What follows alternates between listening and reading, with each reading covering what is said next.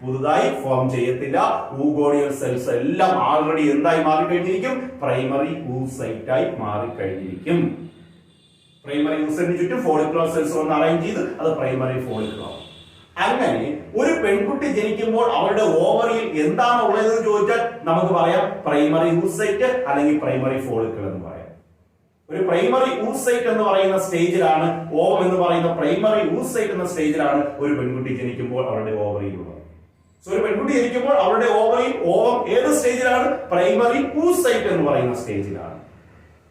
Okay, primary oocyte ചുറ്റും follicular cells വന്ന് ഒരു ലെയർ ഫോം ചെയ്തിട്ടുണ്ട്. ആ ടോട്ടൽ സ്ട്രക്ചർ പറയുന്ന പേരാണ് പ്രൈമറി ഫോളിക്കിൾ. ശ്രദ്ധിച്ചേക്ക പോയിന്റ്.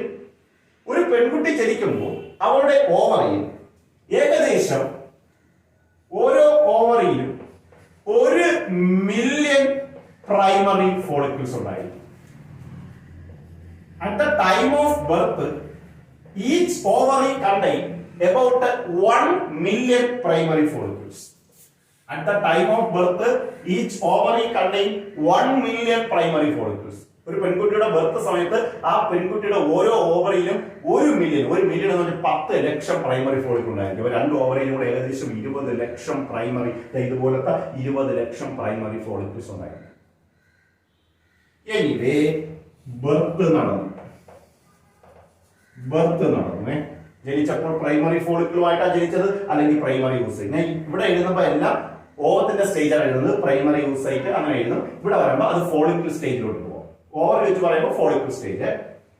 അപ്പൊ ഇത് പ്രൈമറി oocyte ആണ്. പ്രൈമറി oocyte ഒറ്റയ്ക്കല്ലേ ഇരിക്കുന്ന, ചുറ്റും ഫോളിക്കുലർ സെൽസ് ഉണ്ട്, പ്രൈമറി ഫോളിക്കിൾ ഉണ്ട്. അപ്പൊ ജനിക്കുന്ന സമയത്ത് 1 മില്യൺ പ്രൈമറി ഫോളിക്കിൾ. ബർത്ത് നടന്നു. ആ പെൺകുട്ടി ചൈൽഡ്ഹുഡിലേക്ക് പ്രവേശിച്ചു.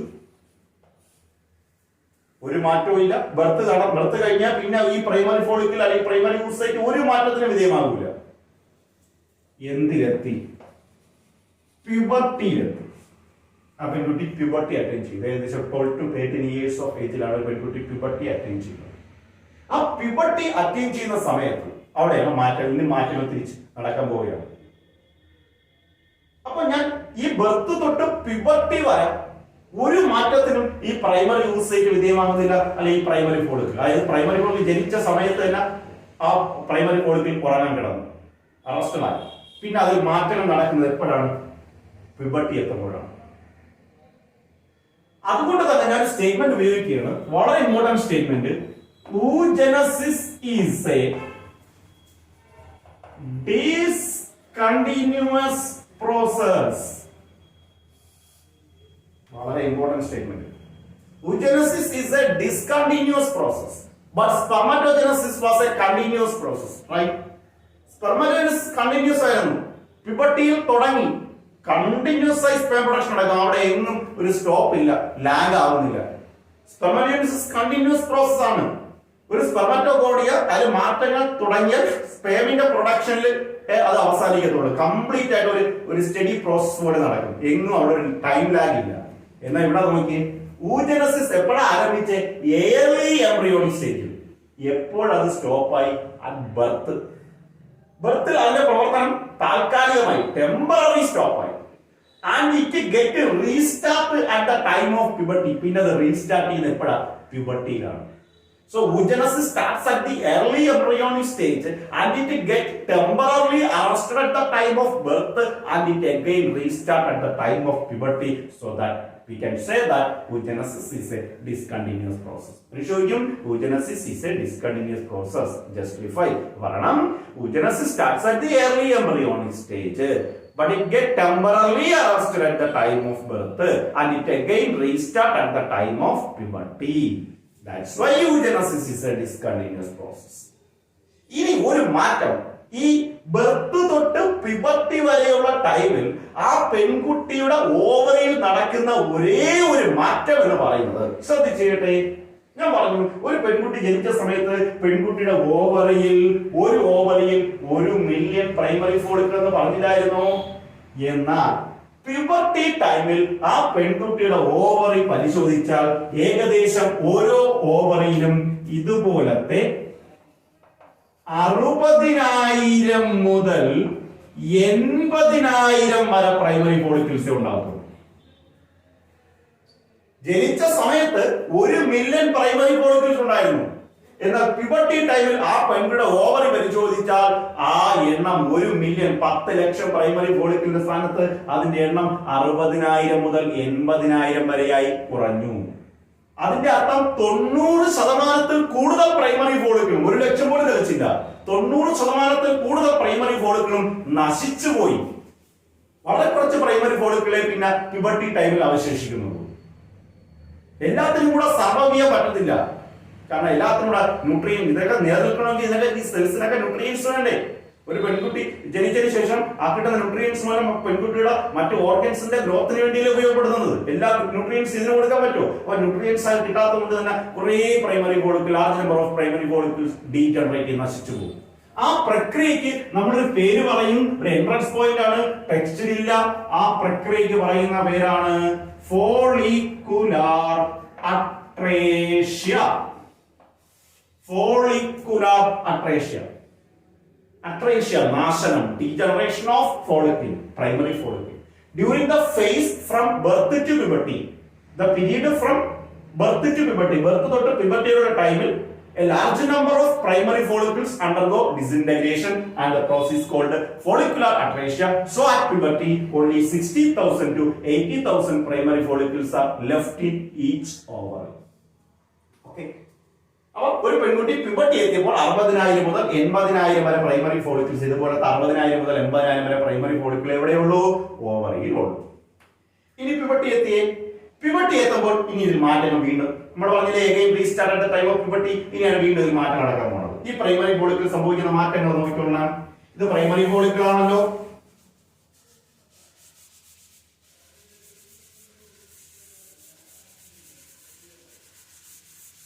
ഇതാണല്ലോ പ്രൈമറി ഫോളിക്കിൾ. അതിൽ സംഭവിക്കുന്ന മാറ്റം നോക്ക്. ഈ പ്രൈമറി ഫോളിക്കിളിൽ സംഭവിക്കുന്ന മാറ്റം ഇങ്ങോട്ട് മാറ്റി വരയ്ക്കാം. പ്രൈമറി ഫോളിക്കിൾ മനസ്സിലോട്ടാൽ മതി. പ്രൈമറി ഫോളിക്കിൾ എന്ന് പറയുമ്പോൾ നമ്മുടെ മനസ്സിലോട്ട് വരുന്നത് മധ്യത്ത് ഒരു പ്രൈമറി ഡിപ്ലോയിഡ് ആയിട്ടുള്ള ഒരു പ്രൈമറി യൂസൈറ്റും അതിന് ചുറ്റും ഒരു ലെയർ സെല്ലിന്റെ പേര് ഗ്രാനുലോസ സെൽസ് അല്ലെങ്കിൽ ഫോളിക്കുലാർ സെൽസ്. പ്യൂബർട്ടി എത്തുമ്പോൾ അത് നടക്കുന്ന മാറ്റം ഇതാരാ? Primary oocyte.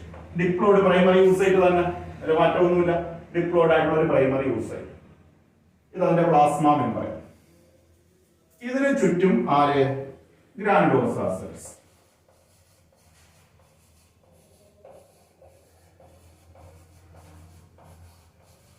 ഇതൊരു ലെയർ ഗ്രാനുലോസ സെൽസ്. അപ്പൊ വളരെ വിളിച്ചൊരു പ്രൈമറി ഫോളിക്കിൾ എന്നാണ്.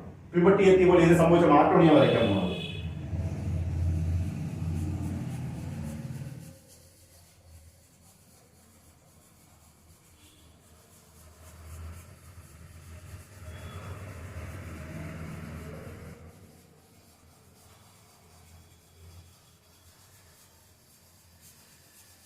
എന്താ സംഭവിച്ചത്? ചുറ്റുമുള്ള ഗ്രാനുലോസ സെൽസിന്റെ അളവ് കൂടി. വെറും ഒരു ലെയർ ഉണ്ടായിരുന്നിടത്ത് 6ഉം 7ഉം ലെയർ ഒക്കെ വരും. മൊത്തം വരയ്ക്കാൻ പറ്റത്തില്ല കേട്ടോ. കുറേ ലെയർ, 6ഉം 7ഉം ലെയർ ഗ്രാനുലോസ സെൽസ് ആണ്. ഗ്രാനുലോസ സെൽസിന്റെ അളവ് കൂടി. ഗ്രാനുലോസ സെൽസ് പ്രധാനമായിട്ടും ഇതിനകത്തിരിക്കുന്ന പ്രൈമറി യൂസിന് ന്യൂട്രിയൻസ് കൊടുക്കാൻ വേണ്ടിയുള്ളതാണ് കേട്ടോ. അപ്പൊ ഗ്രാനുലോസ സെൽസിന്റെ അളവ് കൂടുന്നതിനനുസരിച്ച് ഇതിനകത്തുള്ള പ്രൈമറി യൂസിന് ചെറുതായിട്ട് സൈസ് വയ്ക്കുകയും ചെയ്യും. വേറെ മിയോസിസ് കംപ്ലീറ്റ് ഒന്നും ചെയ്തില്ല, സൈസ് വയ്ക്കും. ഇത് കൂടാതെ ഏറ്റവും പുറമെ ഒരു ലെയർ വരും. ഈ ഗ്രാനുലോസ സെൽസിന് പുറമെ 6-7 ലെയർ ഗ്രാനുലോസ സെൽസ് ഉണ്ടായിട്ട് അതിന് പുറമെ ഒരു ലെയർ വരും. ഒരു ലെയർ കണക്റ്റീവ് ടിഷ്യൂ ലെയർ ആണ്. കണക്റ്റീവ് ടിഷ്യൂ കൊണ്ട് നിർമ്മിതമായ ലെയർ. ഈ ലെയറിന് പറയുന്ന പേരാണ്, ഈ ഏറ്റവും പുറമെയുള്ള ലെയറിന് പറയുന്ന പേരാണ് തീക്കാ ലെയർ എന്ന് പറയും. തീക്കാ ലെയർ. ഈ ടോട്ടൽ സ്ട്രക്ചർ എന്ന് പറയുന്ന പേരാണ് സെക്കൻഡറി ഫോളിക്കിൾ. എന്താ പറയുന്നത്? Secondary follicle. സോ പ്യൂബർട്ടി എത്തിയ സമയത്ത് ഈ പ്രൈമറി ഫോളിക്കിൾ മാറ്റത്തിന് വിധേയമായി തുടങ്ങുന്നു. പ്രൈമറി ഫോളിക്കിൾസ് എന്തായി മാറി? സെക്കൻഡറി ഫോളിക്കിൾ ആയി. എന്താ സംഭവിച്ചത്? പ്രൈമറി ഫോളിക്കിളിന് ചുറ്റുമുള്ള പ്രൈമറി യൂസറിന് ചുറ്റുമുള്ള ഗ്രാനുലോസ സെൽസിന്റെ ലെയറിന്റെ എണ്ണം കൂടി 6-7 ലെയർ ആയി. ഏറ്റവും പുറമെ ഒരു കണക്റ്റീവ് ടിഷ്യൂ ലെയർ വന്നു.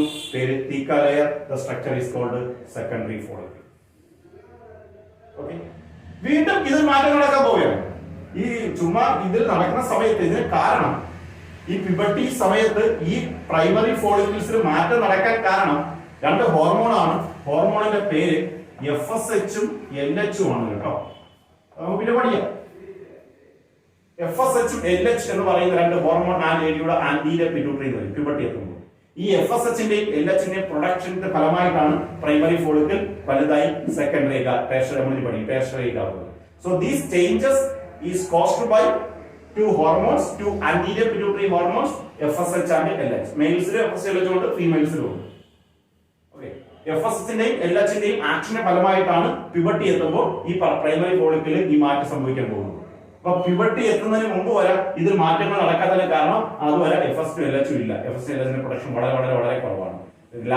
ലാർജ് എമൗണ്ടിൽ FSH LH വരുന്നത് കൊണ്ടാണ് ഈ പ്രൈമറി ഫോളിക്കിൽ മാറ്റം നടക്കാൻ പോകുന്നത് പ്യൂബർട്ടി. സോ ഇനി ഫസ്റ്റ് ചേഞ്ച് എന്ന് പറയുന്നത് പ്രൈമറി ഫോളിക്കിൽ സംഭവിച്ച ഫസ്റ്റ് ചേഞ്ച് എന്ന് പറയുന്നത് അത് എന്തായി മാറി? സെക്കൻഡറി ഫോളിക്കിളായി. വീണ്ടും ഫസ്റ്റ് LH ലാർജ് എമൗണ്ടിൽ വന്നുകൊണ്ടേയിരിക്കും സബ്സിക്വന്റ് ആയിട്ട്. അപ്പൊ വീണ്ടും ഇത് മാറ്റം നടന്നുകൊണ്ടേയിരിക്കും. അടുത്ത മാറ്റം ഞാൻ പറയാം. അടുത്ത സെക്കൻഡറി ഫോളിക്കിൽ സംഭവിക്കുന്ന അടുത്ത മാറ്റം നോക്കുക. ഞാൻ ഇങ്ങോട്ട് മാറ്റി വരയ്ക്കാം.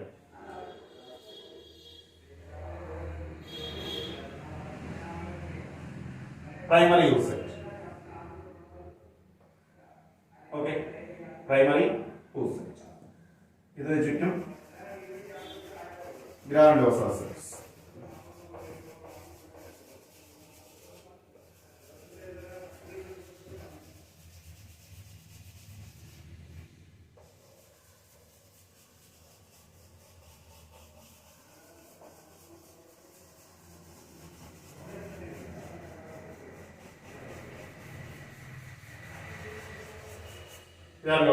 മൊത്തത്തിൽ വരയ്ക്കുന്നില്ല. ഇനി ഏറ്റവും പുറമെ ഒരു തീക്ക ലെയർ ഉണ്ടല്ലോ, ആ തീക്ക ലെയർ സംഭവിച്ച മാറ്റം നോക്കണേ.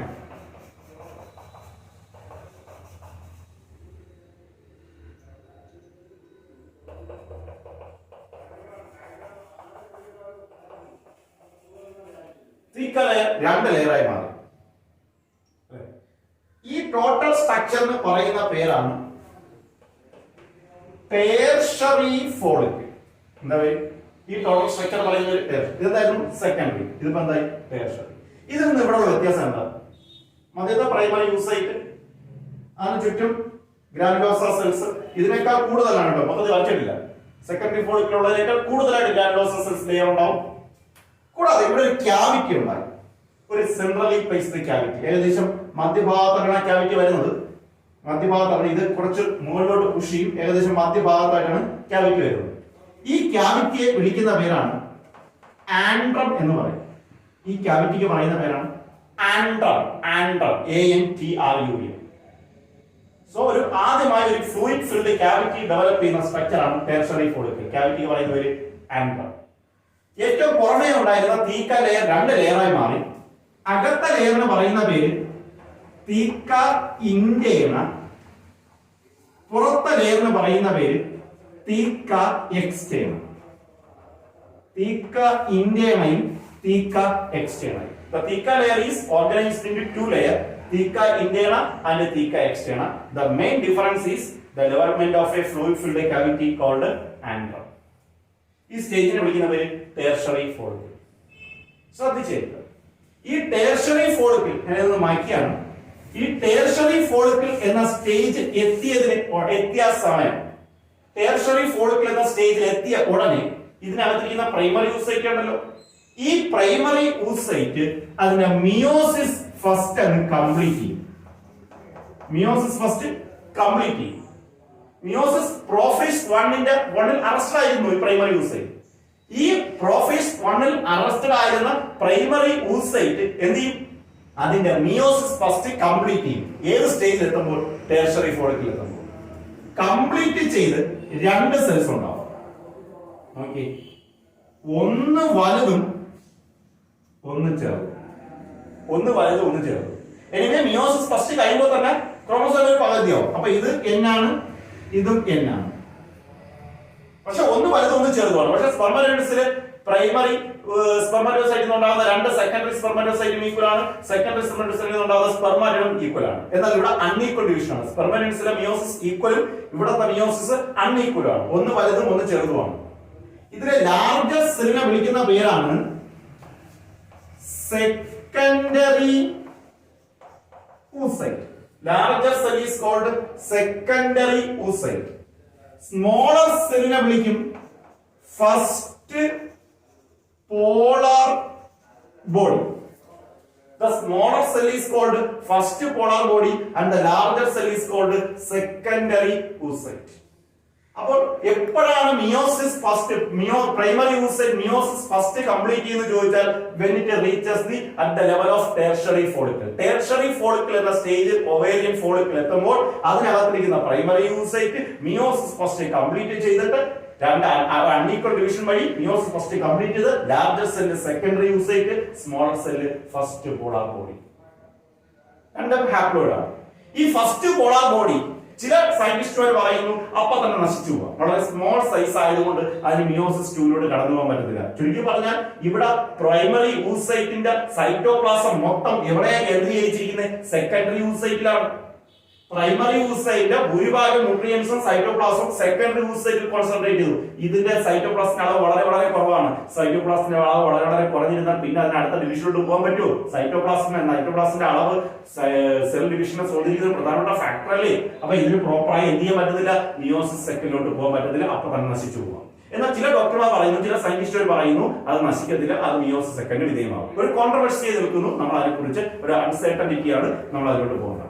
അപ്പൊ എനിവേ രണ്ട് ഓപ്ഷൻ, ഒന്നുകിൽ ഈ പറഞ്ഞ ഫസ്റ്റ് പോളാർ ബോഡി അപ്പൊ തന്നെ ഡിസിന്റഗ്രേറ്റ് ചെയ്യാം, അല്ലെങ്കിൽ first polar body meiosis second വിധേയമാകാം. എനിവേ നമുക്ക് ഇതിലോട്ട് കോൺസെൻട്രേറ്റ് ചെയ്യാം. എനിവേ പ്യൂബർട്ടി എത്തിയപ്പോൾ പ്രൈമറി oocyte ടെർഷറി ഫോളിക്കിൾ എന്ന സ്റ്റേജിൽ വെച്ച് പ്രോഫേസ് 1 അറസ്റ്റഡ് ആയിരുന്നത് മെറ്റാഫേസ്, അനാഫേസ്, ടീലോഫേസ് എല്ലാം കംപ്ലീറ്റ് ചെയ്ത് മിയോസിസ് ഫസ്റ്റ് കംപ്ലീറ്റ് ചെയ്ത് ഒരു ലാർജർ സെല്ലായ സെക്കൻഡറി സൈറ്റും ഒരു സ്മോളർ സെല്ലായ ഫസ്റ്റ് പോളാർ ബോഡിയും ഉണ്ടായി. Most of the cytoplasm in the primary oocyte gets concentrated in the secondary oocyte. Okay. Anyway, ഇപ്പം ഈ ടെർഷറി ഫോളിക്കിളിനകത്തിരിക്കുന്നത് സെക്കൻഡറി ഫോളിക്കിൾ ടെർഷറി ഫോളിക്കിളായി മാറിയപ്പോൾ അതിനകത്തിരുന്നത് പ്രൈമറി oocyte ആണ്. വളരെ പെട്ടെന്ന് തന്നെ ആ ടെർഷറി ഫോളിക്കിൾ എന്ന സ്റ്റേജ് കംപ്ലീറ്റ് ചെയ്ത ഉടനെ തന്നെ അതെന്തായി മാറി? മിയോസിസ് ഫസ്റ്റ് കംപ്ലീറ്റ് ചെയ്ത് അതിനകത്ത് എന്തായി? Secondary oocyte. ഇനിയിപ്പോ അതിനകത്തിരിക്കുന്ന എന്തെന്നേ പറയാൻ പറ്റത്തുള്ളൂ? സെക്കൻഡറി oocyte ആണ്. അതെന്താണ്? ഹാപ്ലോയിഡ് ആണ്. വീണ്ടും FS2LH വന്നുകൊണ്ടിരിക്കുകയാണ്. ഇതിൽ മാറ്റങ്ങൾ നടന്നുകൊണ്ടേയിരിക്കുകയാണ്. ഞാൻ ഇനി വരയ്ക്കുന്നില്ല, മാറ്റങ്ങൾ നടന്നു. അതായത് ഇത് നടക്കുന്ന വീണ്ടും മാറ്റം ഈ ചുറ്റുമുള്ള എല്ലാത്തിനും നടക്കുന്ന മാറ്റങ്ങൾ ഒരുപോലെയാണ്. ചുറ്റുമുള്ള ഗ്രാനുലോസ സെൽസിന്റെ അളവ് വീണ്ടും വീണ്ടും കൂടും. പിന്നെ ഇവിടെ ക്യാപിറ്റൽ ഉണ്ടായാലും ആൻഡ്രം ഇതിന്റെ സൈസ് കൂടുതൽ വയ്ക്കും, വലിയ ക്യാവിറ്റി വലുതായിക്കൊണ്ടേയിരിക്കും. പുറമെയുള്ള ലെയർ തീക്കൈൻഡ് തീക്കൈസ്റ്റൻ അതിൽ മാറ്റമില്ല.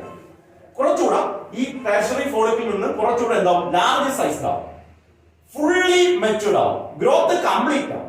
ആ സ്റ്റേജിൽ ഇതിനെ വിളിക്കുന്ന പേരാണ് ഗ്രാഫിയൻ ഫോളിക്കിൾ എന്ന് പറയും. എന്താ പറയും? Graafian follicle. A fully matured follicle is called Graafian follicle. ഇനി ഇതിൽ കൂടി വലുതാൻ പറ്റത്തില്ല, അത്രയ്ക്ക് മാക്സിമം സൈസ് എത്തി. അപ്പോൾ അതിനെ വിളിക്കുന്ന പേരാണ് ഗ്രാഫിയൻ ഫോളിക്കിൾ. അതായത് ടെർഷറി ഫോളിക്കിൾ അടുത്ത സ്റ്റേജിൽ എന്തായി മാറി? ഗ്രാഫിയൻ ഫോളിക്കിൾ എന്ന് പറയുന്ന ഫുള്ളി മെച്യൂർഡ് ഫോളിക്കിൾ സ്റ്റേജ് ആയി. അപ്പോൾ ഗ്രാഫിയൻ ഫോളിക്കിളിനകത്തിരിക്കുന്ന ആരാണ്? സെക്കൻഡറി oocyte ആണ്. ഗ്രാഫിയൻ ഫോളിക്കിളിനകത്തിരിക്കുന്നത് സെക്കൻഡറി oocyte. ഇത് ഗ്രാഫിയൻ ഫോളിക്കിൾ ആണെന്ന് വിചാരിച്ചോ. ഇതതിന്റെ പ്ലാസ്മ മെംബ്രേൻ ആണ്. ഗ്രാഫിയൻ ഫോളിക്കിൾ എന്ന സ്റ്റേജ് എത്തുമ്പോൾ ഈ ഇരിക്കുന്ന സെക്കൻഡറി oocyte ചുറ്റും ഒരു പുതിയ ലെയർ ഫോം ചെയ്യും. ഇതിനു ചുറ്റും, ഇതിന്റെ പ്ലാസ്മ മെംബ്രേന് ചുറ്റും ഒരു പുതിയ ലെയർ ഫോം ചെയ്യും. At the stage of Graafian follicle, a new membrane forms around the plasma membrane of the secondary oocyte, and this layer is called zona pellucida. ആ ലെയറിനെ പറയുന്ന പേരാണ് zona pellucida. ഇതുവരെ അതിന് ഒരു ലെയർ മാത്രം, പ്ലാസ്മ മെംബ്രേൻ മാത്രമേ ഉള്ളായിരുന്നു. ഗ്രാഫിയൻ ഫോളിക്കിൾ എന്ന സ്റ്റേജ് എത്തുമ്പോൾ സെക്കൻഡറി oocyte ചുറ്റും ഒരു പുതിയ ലെയർ കൂടെ ഫോം ചെയ്യും. ഒരു നോൺ സെല്ലുലാർ ട്രാൻസ്പാരന്റ് ലെയർ ആണ്. ലെയറിന്റെ പേരാണ് സോണ പെല്ലുസ. അത് വളരെ ഡീറ്റെയിൽ ആയിട്ട് ഓവത്തിന്റെ സ്ട്രക്ചർ പഠിക്കുമ്പോൾ നമുക്ക് പറയാം. സോണ പെല്ലുസ ഒരു പുതിയ ലെയർ ആദ്യമായി ഫോം ചെയ്തത് ഗ്രാഫിയൻ ഫോളിക്കിൾ എന്ന സ്റ്റേജ് ആണ്. എനിവേ ഇവിടെ സെക്കൻഡറി ഫോളിക്കിൾ സെക്കൻഡറി oocyte ആണല്ലോ. ഗ്രാഫിയൻ ഫോളിക്കിളിനകത്തിരിക്കുന്നവരാണ് സെക്കൻഡറി oocyte ആണ്. ഇതെല്ലാം നടക്കുന്നത് എവിടെയാണ്? ഓവറിക്കകത്താണ്. ഗ്രാഫിയൻ ഫോളിക്കിൾ ഫുള്ളി മെച്യൂർ ആണ്, ഗ്രോത്ത് കംപ്ലീറ്റ് ആയി. ഇനി ഇതിൽ കൂടുതൽ വലുതാൻ പറ്റത്തില്ല. എനിവേ അത് വീണ്ടും വലുതാവാൻ ശ്രമിച്ചാൽ അത് തീർച്ചയായിട്ടും പൊട്ടും. അങ്ങനെ ഗ്രാഫിയൻ ഫോളിക്കിൾ വീണ്ടും FS2LH വീണ്ടും വന്നുകൊണ്ടിരിക്കുകയാണ്. അതിന്റെ അളവ് കൂടുന്നതിനനുസരിച്ച് ഇതിന്റെ ഗ്രോത്തും കൂടുതലാവും, ഇതിന്റെ ഡെവലപ്മെന്റും കൂടുതലാവും. അങ്ങനെ ഗ്രാഫിയൻ ഫോളിക്കിൾ വീണ്ടും കൂടുതലാവാൻ വലുതാവാൻ ശ്രമിക്കുമ്പോൾ അത് പൊട്ടി അതിനകത്തിരിക്കുന്ന ആരെ റിലീസ് ചെയ്യും? സെക്കൻഡറി oocyte റിലീസ് ചെയ്യും. ആ പ്രോസസ്സിന് പറയുന്ന പേരാണ് ഓവുലേഷൻ. ആ പ്രോസസ്സിന് പറയുന്ന പേരാണ് ഓവുലേഷൻ. അപ്പൊ ഓവുലേഷൻ ടൈമിൽ ഒരു ഫീമെയിലിന്റെ ഓവറി റിലീസ് ചെയ്യുന്ന ഓവം ഏത് സ്റ്റേജിലാണെന്ന് ചോദിച്ചാൽ സെക്കൻഡറി oocyte സ്റ്റേജിലാണ്. മാറ്റിയാണ്. എന്ത് സ്റ്റേജിലാണ്? സെക്കൻഡറി oocyte സ്റ്റേജിലാണ് ഓവത്തെ റിലീസ് ചെയ്യുന്നത്.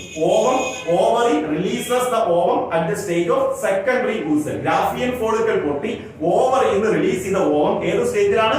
സെക്കൻഡറി oocyte സ്റ്റേജിലാണ്. ഈ ഓവം നോക്കുക,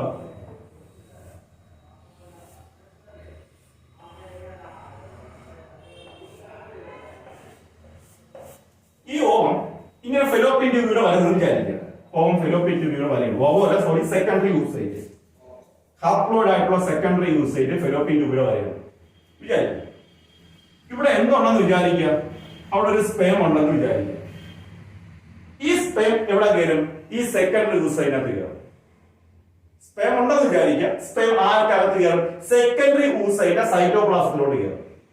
This entry of the sperm stimulates the secondary oocyte to complete the meiosis second.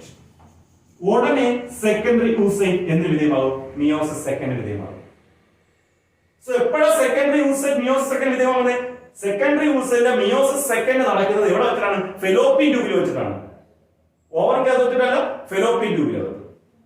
Okay, fallopian ട്യൂബിനകത്ത് മറ്റേ സെക്കൻഡറി oocyte-നകത്ത് ആര് കയറി? സ്പേം കയറി. ആരാണ്? സ്പേമിന്റെ എൻട്രി ആണ് സെക്കൻഡറി oocyte മിയോസിസ് സെക്കൻഡിനെ സ്റ്റിമുലേറ്റ് ചെയ്യുന്ന ഫാക്ടർ. ഉടനെ അവിടെ അത് ഒരു അൺഈക്വൽ ഡിവിഷൻ ആണ്. ഒരു ലാർജർ സെല്ലും ഉണ്ടാവും, ഒരു സ്മോളർ സെല്ല്. ലാർജർ സെല്ല് രണ്ടും ഹാപ്ലോയിഡ് ആണ്. Meiosis second is similar to mitosis, ക്രോമോസോമിന് മാറ്റമില്ല. ഇതിന് ലാർജർ സെല്ലിനെ വിളിക്കുന്ന പേരാണ് ഊട്ടിഡ്.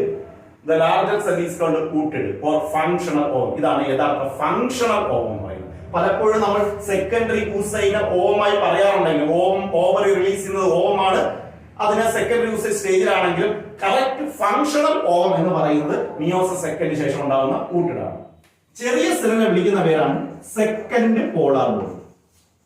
മിയോസിസ് ഫസ്റ്റിൽ ഉണ്ടായത് ഫസ്റ്റ് പോളാർ ബോഡി, മിയോസിസ് സെക്കൻഡിൽ ഉണ്ടാകുന്നത് സെക്കൻഡ് പോളാർ ബോഡി. ഈ സെക്കൻഡ് പോളാർ ബോഡി അപ്പോഴേ എന്ത് ചെയ്യും? ഡിസിന്റഗ്രേറ്റ് ചെയ്യും. ഓക്കെ, അപ്പൊ എപ്പോഴാണ് ആക്ച്വലി ഇപ്പോഴാണ് oogenesis കംപ്ലീറ്റ് ആയത്. ഇപ്പൊ oogenesis കംപ്ലീറ്റ് ആവുന്നത് എവിടെയാണ്? ഫെലോപ്പിയൻ ട്യൂബിലാണ്. oogenesis തുടങ്ങിയത് ഓവറിക്കകത്ത്, എന്നാൽ oogenesisന്റെ കറക്റ്റ് കംപ്ലീഷൻ നടക്കുന്നത് എവിടെയാണ്? ഫെലോപ്പിയൻ ട്യൂബിലാണ്. ഫെലോപ്പിയൻ ട്യൂബിൽ വെച്ച് എന്ത് നടന്നാലേ കംപ്ലീറ്റ് ആവത്തുള്ളൂ? ആ സെക്കൻഡറി oocyte ആര് എൻട്രി ചെയ്താൽ? സ്പേം എൻട്രി ചെയ്താൽ. സ്പേം കാണുന്ന നിർബന്ധമൊന്നുമില്ല. സ്പേമിന്റെ entry, the entry of sperm into the secondary oocyte stimulates the completion of the second meiosis to result in the formation of a large haploid cell called ooted or functional ovum and a smaller cell is called second polar body. Second polar body അപ്പഴേ disintegrate ചെയ്യും. ഇനി വിചാരിക്കാം ഇവിടെ sperm ഇല്ലായിരുന്നെങ്കിലോ, meiosis second നടക്കത്തില്ല. സ്പേമിന്റെ എൻട്രിയാണ് meiosis സെക്കൻഡിലുള്ള stimulating factor എന്ന് പറയുന്നത്. എന്നാൽ in the absence of sperm the secondary oocyte doesn't undergo meiosis second. ഈ സെക്കൻഡറി oocyte ഇതിലൂടെ ഇങ്ങനെ പാസ് ചെയ്ത് യൂട്രസിൽ കൂടെ സർവിക്സിൽ കൂടെ വജൈനിൽ കൂടെ പുറത്തേക്ക് പോകും. That is called menstruation, menstrual flow. അപ്പൊ അത് സ്പേമിന്റെ എൻട്രി നടക്കാത്തത് കൊണ്ടാണ് അവിടെ എന്ത് നടക്കുന്ന? മെൻസ്ട്രുവേഷൻ. സ്പേമിന്റെ എൻട്രി നടന്നിരുന്നെങ്കിൽ മെൻസ്ട്രുവേഷൻ നടക്കത്തില്ല. So menstruation leads to the menstruation only occurs if the released secondary oocyte doesn't undergo fertilization. അപ്പോൾ ഒരു ലേഡിയിൽ മെൻസ്ട്രുവേഷൻ നടക്കുന്നെങ്കിൽ അതിന്റെ അർത്ഥം ആ ലേഡിയിൽ ഓവർ റിലീസ് ചെയ്ത സെക്കൻഡറി oocyte ഫെർട്ടിലൈസേഷൻ വിധേയമാകാത്തതുകൊണ്ടാണ്. അപ്പോൾ പ്രോപ്പറായി നടന്നുകൊണ്ടിരുന്ന മെൻസ്ട്രുവേഷൻ നടക്കുന്നില്ല എങ്കിൽ ആ ലേഡി എന്തായെന്ന് അർത്ഥം? പ്രഗ്നന്റ് ആയി കാണാം, ഫെർട്ടിലൈസേഷൻ നടന്നിട്ടുണ്ടാവും, പോസിബിലിറ്റി. അതൊക്കെ മെൻസ്ട്രുവൽ സൈക്കിൾ ഡിസ്കസ് ചെയ്യും. സോ രണ്ട് ഓപ്ഷനാണ്. സെക്കൻഡറി oocyte മിയോസിസ് സെക്കൻഡ് വിധേയമായിട്ടുണ്ട് എങ്കിൽ അവിടെ എന്ത് നടന്നു? ഫെർട്ടിലൈസേഷൻ നടന്നു, സ്പേമിന്റെ എൻട്രി നടന്നു. എന്നാൽ ഫെർട്ടിലൈസേഷൻ സെക്കൻഡറി oocyte ഫെർട്ടിലൈസേഷൻ വിധേയമായില്ലെങ്കിൽ സ്പേം എൻട്രി ചെയ്തില്ല എന്ന അർത്ഥം അത് മെൻസ്ട്രുവേഷനിലേക്ക് നയിക്കും. So that's all about oogenesis. ഇനി ഇവിടെ പറയുന്ന ഒരു പോയിന്റ് കൂടെ പറഞ്ഞിട്ട് നമുക്ക് കൺക്ലൂഡ് ചെയ്യാം. അപ്പൊ ഇവിടെ നോക്കി, ഇവിടെ ഉണ്ടായത് സ്പെർമറ്റോയിഡ്സിനെ പോലെ അല്ല, അൺഈക്വൽ ഡിവിഷൻ ആണ്. Primary oocyte meiosis first, tertiary follicle എത്തിയപ്പോൾ മിയോസിസ് ഫസ്റ്റ് കംപ്ലീറ്റ് ചെയ്ത് unequal secondary, large secondary oocyte, small first polar body. ഈ സെക്കൻഡറി oocyte വീണ്ടും ഒരു അൺഈക്വൽ ഡിവിഷൻ നടന്ന് large cell ootid, smaller cell second polar body. എന്തിനാണ് ഇങ്ങനെ polar body ഇവിടെ ഉണ്ടാവുന്നത്? What is the significance of formation of polar body? Polar body ഉണ്ടാവുന്നതിന്റെ പ്രാധാന്യം. പോളാർ ബോഡി ഉണ്ടാവുന്നതിന്റെ പ്രാധാന്യം, നോർമലി ഒരു ഫീമെയിലിന്റെ ഒരു ഓവറി ഒരു മാസത്തിൽ ഒരു മെൻസ്ട്രൽ സൈക്കിൾ ഒരു ഓമയെ റിലീസ് ചെയ്തുള്ളൂ. ആ ഓം എന്തായിരിക്കണം? ഫങ്ഷണൽ ഓം ആയിരിക്കണം. അതിൽ ലാർജ് എമൗണ്ട് എന്ത് വേണം? ന്യൂട്രിയൻസ് വേണം, സൈറ്റോപ്ലാസം വേണം. എങ്കിലേ ഈ സൈറ്റോപ്ലാസം ഉള്ള ഓവുമായി ആ സ്പേമുമായി ഫ്യൂസ് ചെയ്താൽ എന്തുണ്ടാവത്തുള്ളൂ? ഒരു ഫുള്ളി ഡെവലപ്ഡ് സൈഗോട്ട് ഉണ്ടാവും. നിങ്ങൾ ചിന്തിക്കുക, സ്പേമിന്റെ സ്ട്രക്ചർ പഠിച്ചല്ലോ. സ്പേം മനുഷ്യ ശരീരത്തിലെ ഏറ്റവും ചെറിയ സെല്ലാണ് സ്പേം. അതിനകത്ത് സൈറ്റോപ്ലാസ്മിന്റെ അളവ് വളരെ വളരെ വളരെ കുറവാണ്. അപ്പോൾ സൈറ്റോപ്ലാസ്മിന്റെ അളവ് വളരെ കുറഞ്ഞ സ്പേം, സൈറ്റോപ്ലാസം അളവ് കുറഞ്ഞ വേറൊരു സെല്ലുമായി ഫ്യൂസ് ചെയ്താൽ ഉണ്ടാകുന്ന സൈഗോട്ടിൽ സൈറ്റോപ്ലാസ്മിന്റെ അളവ് വളരെ കുറവായിരിക്കും. അപ്പൊ ആ സൈഗോട്ടിനെ പ്രോപ്പറായി ഡിവൈഡ് ചെയ്ത് കുഞ്ഞായി മാറാൻ പറ്റത്തില്ല. അപ്പോൾ തീർച്ചയായിട്ടും എന്തായാലും സ്പേം സൈറ്റോപ്ലാസം അളവ് കുറവാണ്, അത് മാറ്റം വരുത്താൻ പറ്റത്തില്ല. അപ്പോൾ അത് ഫ്യൂസ് ചെയ്യുന്ന മറ്റേ സെല്ല് എന്തായിരിക്കണം? ലാർജ് സൈറ്റോപ്ലാസം ഉള്ളതായിരിക്കണം. അതിനുവേണ്ടി ഉണ്ടാക്കുമ്പോൾ ഫീമെയിൽ ഉണ്ടാക്കേണ്ട ഓവം ഹാപ്ലോയിഡ് ആയിട്ടുള്ള ഗ്യാമീറ്റ് എന്തായിരിക്കണം? സഫീഷ്യന്റ് ആയിട്ട് ലാർജ് എമൗണ്ട് സൈറ്റോപ്ലാസം ഉള്ളതായിരിക്കണം, വലുതായിരിക്കണം. മനുഷ്യരുടെ ഏറ്റവും വലിയ സെല്ലാണ് ഓവം. അങ്ങനെ വരണമെങ്കിൽ ഇവിടെ അൺഈക്വൽ ഡിവിഷൻ നടന്നാലേ പറ്റത്തുള്ളൂ. എങ്കിലേ പ്രൈമറി യൂസൈറ്റിന്റെ മാക്സിമം സൈറ്റോപ്ലാസം സെക്കൻഡറി യൂസൈറ്റും അതിന്റെ മാക്സിമം സൈറ്റോപ്ലാസം കൂട്ടുകളിലും കേന്ദ്രീകരിച്ച് ഇപ്പോൾ ഇതിനകത്ത് സൈറ്റോപ്ലാസം കുറഞ്ഞ ഒരു സ്പേം കയറിയാലും ഉണ്ടാകുന്ന സൈഗോട്ട് സഫീഷ്യന്റ് എമൗണ്ട് സൈറ്റോപ്ലാസം ഉണ്ടായിരിക്കും. അതിന് കംപ്ലീറ്റ് ആയിട്ട് ഡിവൈഡ് ചെയ്ത് ഡെവലപ്പ് ചെയ്ത് ഒരു എംബ്രിയോ ആയിട്ട് മാറാൻ പറ്റും. അപ്പൊ സൈറ്റോപ്ലാസത്തിൽ ഊട്ടിടില്ല, ഓവത്തിന്റെ ഫങ്ഷണൽ ആയിട്ടുള്ള ഓവത്തിൽ സഫീഷ്യന്റ് എമൗണ്ട് സൈറ്റോപ്ലാസം കേന്ദ്രീകരിച്ച് അതൊരു ഫങ്ഷണൽ സെല്ലാക്കി മാറ്റുവാൻ വേണ്ടിയാണ് ഇവിടെ എന്ത് നടക്കുന്നത്? അൺഈക്വൽ. ഈക്വൽ ഡിവിഷൻ നടന്നിരുന്നെങ്കിൽ ഇതിന്റെ പകുതി സൈറ്റോപ്ലാസം ഇതിനും പകുതി സൈറ്റോപ്ലാസം ഇതിനും വീണ്ടും അപ്പൊ അതെന്ത് ചെയ്യും? വീണ്ടും അത് മിയോ സെക്കൻഡ് ചെയ്യുമ്പോൾ ഇതിന്റെ പകുതി ഇതിനും ഇതിന്റെ പകുതി ഇതിനും ഇതിന്റെ പകുതി ഇതിനും ഇതിന്റെ പകുതി. അപ്പൊ 4 സൈറ്റോപ്ലാസം കുറഞ്ഞ സെല്ലാണ് ഉണ്ടാകുന്നത്. അപ്പൊ 4 എന്താവത്തില്ല? ഫങ്ഷണൽ ആവത്തില്ല. 4 ഫങ്ഷണൽ ആവത്തില്ല. ചിലപ്പോൾ ഫെർട്ടിലൈസേഷൻ നടന്നാലും സൈഗോട്ട് ഉണ്ടായാലും അതിന് പ്രോപ്പറായി ഡെവലപ്പ് ചെയ്യാൻ പറ്റത്തില്ല. ആ ഒരു ചാൻസ് ഒഴിവാക്കാൻ വേണ്ടി ഫെർട്ടിലൈസേഷൻ നടക്കണം എന്നൊരു ഫെർട്ടിലൈസേഷനുള്ള ചാൻസ് വർദ്ധിപ്പിക്കുവാൻ വേണ്ടിയാണ് ഉണ്ടാവുന്ന ഒരു സെല്ല് ഫങ്ഷണൽ സെല്ലാക്കി ഉറപ്പുവരുത്തണം. അപ്പോൾ അങ്ങനെ വരുത്തണമെങ്കിൽ പ്രൈമറി സൈറ്റോപ്ലാസം മൊത്തം ഒരു സെല്ലിൽ കേന്ദ്രീകരിക്കണം. അതിനുവേണ്ടിയാണ് മറ്റേ സെല്ലിനെ ചെറുതാക്കുന്നത്. അപ്പൊ എന്തിനാണ് പോളർ ബോഡി ഉണ്ടാവുന്നത് ചോദിച്ചാൽ അതിന് ഒരു significance to concentrate the maximum cytoplasm of the primary oocyte in one cell and make it functional. Primary യൂസൈറ്റിന്റെ സൈറ്റോപ്ലാസം ഭൂരിഭാഗവും ഒരു സെല്ലിൽ കേന്ദ്രീകരിച്ച് അതിനെ ഫങ്ഷണൽ ആക്കുക എന്നുള്ളതാണ് ഒരു സിഗ്നിഫിക്കൻസ്. മറ്റൊന്ന് നമ്മൾ ചോദിക്കും, ഇതിന് പോളർ ബോഡി ഉണ്ടാവണം, ഇതിന് ഡയറക്റ്റ് പ്രൈമറി യൂസൈറ്റിനെ ഡയറക്റ്റ് വളർന്ന രോഗമായി മാറിക്കൂടായിരുന്നോ? അങ്ങനെയാണെങ്കിൽ പോളർ ബോഡി ഉണ്ടാവണ്ടല്ലോ. പോളർ ബോഡി ഉണ്ടായാലേ പറ്റുള്ളൂ. കാരണം ഈ പ്രൈമറി യൂസൈറ്റ് ഡിപ്ലോയിഡ് ആണ്. അപ്പൊ അത് ഡയറക്റ്റ് വളർന്ന ഓവമായാൽ ഓവം ഡിപ്ലോയിഡ് ആയി പോകും. ഓവം ഹാപ്ലോയിഡ് ആയിരിക്കണം. ഡിപ്ലോയിഡ് ഓവം ഹാപ്ലോയിഡ് സ്പെർമോയിൽ ചേർന്നാൽ ട്രിപ്ലോയിഡ് സൈഗോട്ട് ആയി അങ്ങനെ ഉണ്ടാകാൻ പാടുണ്ടോ? ഇല്ല. അപ്പൊ ഓവം ഹാപ്ലോയിഡ് ആയിരിക്കണം. അപ്പൊ ഇതിന്റെ ക്രോമസോം നമ്പർ പകുതി ആവണം. അങ്ങനെയെങ്കിൽ അവിടെ മിയോസിസ് നടന്നാലേ പറ്റത്തുള്ളൂ. എങ്കിലേ പകുതി ക്രോമസോം ഇതിനും പകുതി മറ്റേനും കൊടുക്കാൻ പറ്റുള്ളൂ. അപ്പൊ ഒരു ചെറിയ സെല്ലെങ്കിലും ഉണ്ടായാലേ പകുതി ക്രോമസോം അതിന് കൊടുക്കാൻ പറ്റത്തുള്ളൂ. അപ്പൊ ഓവത്തിന്റെ ക്രോമസോം നമ്പർ എത്താവണം. ഹാപ്ലോയിഡ് ആക്കി മെയിൻറ്റെയിൻ ചെയ്യണമെങ്കിൽ അവിടെ മറ്റൊരു ചെറിയ സെല്ലെങ്കിലും ഉണ്ടായാലേ പറ്റത്തുള്ളൂ. എങ്കിലേ അതിന് പകുതി കൊടുക്കാൻ പറ്റുള്ളൂ. അപ്പൊ പോളർ ബോഡി ഉണ്ടാകുന്നതിന്റെ അടുത്ത significance to concentrate to make the ovum haploid. ഓവത്തിന് എന്താക്കണം? ഹാപ്ലോയിഡ് ആക്കണം. ഹാപ്ലോയിഡ് ഡിപ്ലോയിഡ് ആയിട്ടുള്ള പ്രൈമറി യൂസൈറ്റിൽ നിന്ന് ഹാപ്ലോയിഡ് ഓവം ഉണ്ടാവണമെങ്കിൽ അവിടെ മിയോസിസിലൂടെ മാത്രമേ നടക്കത്തുള്ളൂ. എങ്കിൽ മാത്രമേ അതിന്റെ പകുതി ക്രോമസോം മറ്റേ സെല്ലിലേക്ക് നമുക്ക് കോൺസെൻട്രേറ്റ് ചെയ്യാൻ പറ്റത്തുള്ളൂ. ക്ലിയർ ആയോ? അപ്പോ പോളർ ബോഡി ഉണ്ടാകുന്നതിന് പിന്നിൽ 2 സിഗ്നിഫിക്കൻസ്. ഒന്ന്, പ്രൈമറി യൂസൈറ്റിന്റെ സൈറ്റോപ്ലാസം മൊത്തം ഒരു സെല്ലിൽ കേന്ദ്രീകരിച്ച് അതിനെ ഫങ്ഷണൽ ആക്കുക. അപ്പോൾ ഫെർട്ടിലൈസേഷന്റെ ചാൻസ് വർദ്ധിപ്പിക്കാൻ പറ്റും. രണ്ടാമത്തത്, പ്രൈമറി യൂസൈറ്റിൽ നിന്നുണ്ടാകുന്ന ഓവം ഹാപ്ലോയിഡ് ആവണം. ഹാപ്ലോയിഡ് ക്രോമസോം നമ്പർ ഓവത്തിൽ മെയിൻറ്റെയിൻ ചെയ്യണമെങ്കിൽ അവിടെ മറ്റേ സെല്ല് പോളർ ബോഡി ആയാലേ പറ്റത്തുള്ളൂ. എങ്കിലേ അതിലേക്ക് പകുതി ക്രോമസോം നമ്പർ ഡിസ്ട്രിബ്യൂട്ട് ചെയ്യാൻ പറ്റത്തുള്ളൂ. So these are the 2 significance of formation of polar bodies in oogenesis. എന്നാൽ സ്പെർമറ്റോജനസിൽ പോളർ ബോഡി ഉണ്ടാവുന്നുണ്ടോ? അതിന്റെ ആവശ്യമുണ്ടോ? ഇല്ല. Clear ആയോ? So that's all about oogenesis. വളരെ ഇമ്പോർട്ടന്റ് ആയിട്ടുള്ള വളരെ ലെങ്തി ആയിട്ടുള്ള ഒരു ടോപ്പിക് നമ്മൾ ഡിസ്കസ് ചെയ്ത് വീഡിയോ ക്ലാസ് കാണുന്ന സമയത്ത് നല്ലതുപോലെ കാര്യങ്ങൾ മനസ്സിലാക്കാം. ഓരോ പോയിന്റ് വ്യക്തമായി മനസ്സിലാക്കാം. ഓരോ സ്റ്റേജിലും സംഭവിക്കുന്ന മാറ്റങ്ങൾ മനസ്സിലാക്കാം. oogenesis തുടങ്ങുന്നത് എങ്ങനെ ടെമ്പററി അറസ്റ്റ് ആവുന്നു, എവിടെ വെച്ച് കംപ്ലീറ്റ് ചെയ്യുന്നു എന്നെല്ലാം വ്യക്തമായി പഠിക്കുക. Okay, thank you.